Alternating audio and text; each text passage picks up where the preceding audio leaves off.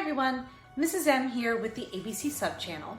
Last night I just finished At the Edge of the Haight, a novel by Catherine Seligman. My daughter purchased the book for me as a Mother's Day gift, so I was really excited to dive into the story.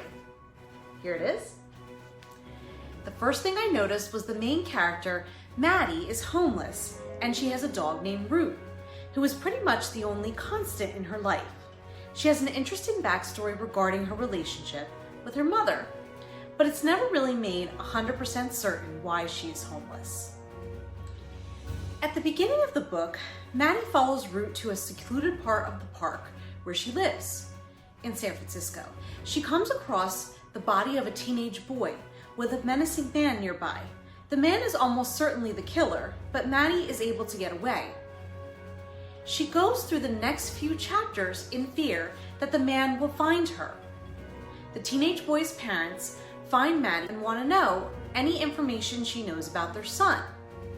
But Maddie had never seen the boy before the day she found his body, so she tries to tell his parents that, but they still invite her to spend the weekend at the cabin they have rented.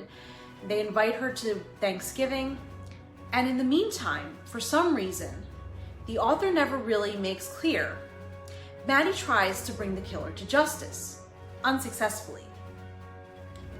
Honestly, I really like the character of Maddie and her dog Root. The character of Ash, Maddie's boyfriend, is also interesting. The plot of the story is not linear and kind of hard to follow. A lot of cutaways and side plots.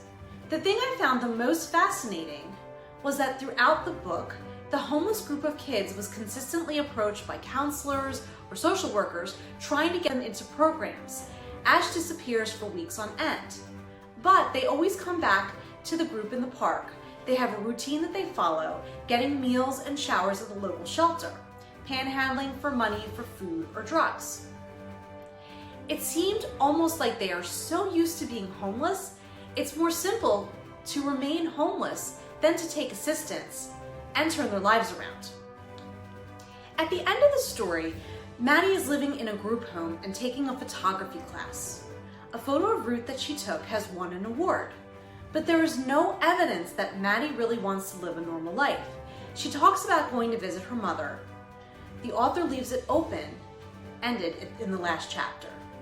I understand what the author is trying to do, and it is an important social issue that does need to be addressed.